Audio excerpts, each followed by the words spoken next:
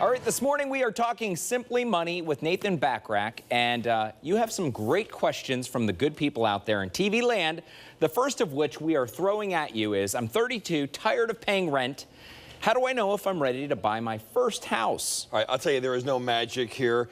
First thing you better look at is how are you with money? If you've got debt, if you're wind up living from month to month, that would probably say to me, you're not ready. Then the question is, do you have the down payment saved up? And if you don't have 20% saved up, in order to be able to not have to pay private mortgage insurance, which is a very expensive addition to your monthly payment, then I would also say you're probably not ready to buy a house. Something else, if you're not going to be there by at least 5 years, don't even consider it for sure. And I will tell you, don't take any advice from a banker or a real estate agent, because they want to make big loans. They want to sell big houses. They'll tell you you can take 28% of your gross income and you can afford a house. I'll tell you, try spending no more than 25% of your take-home pay, which is about 2/3 of what a banker says you can afford. And then you'll be living below your means and you can afford that house for a long time. But also, too, right, shop around for a great interest rate. Well, absolutely. But make sure that you're getting an interest rate on not a whole lot of mortgage. My mother always said to me, get the cheapest house in the nicest neighborhood. You'll have the smallest mortgage. You can actually afford all the fun stuff. I love this.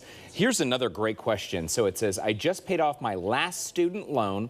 I want to make the most of my money that I just freed up. So what advice do you have for me? Well, I would build up an emergency fund, but think about this. When you have a bill, whether it's a car payment or it's a student loan, once you've paid off whatever that obligation is, keep taking that money and putting it away, because you can't have too much money as you get older. And if you've paid off a car, as an example, you're going to want to eventually buy another car. Good to have a down payment for that as well. So take that habit, take that savings, and continue to put it away. Also, if you've got any high interest credit cards, wipe them out.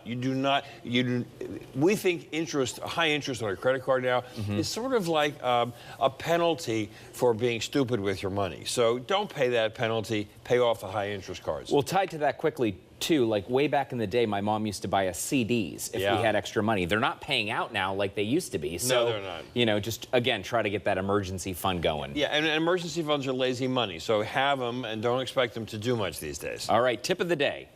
Go to the Museum Center. This is going to be on June 3rd from 4 to 8. Everything there, you got it. There's the picture. Free. Did you hear that? Free. That's why we bring you in, Nathan. Come on. Get your tickets at the Rotunda. This is a great night out. So don't say, oh boy, everything costs so much. There you go.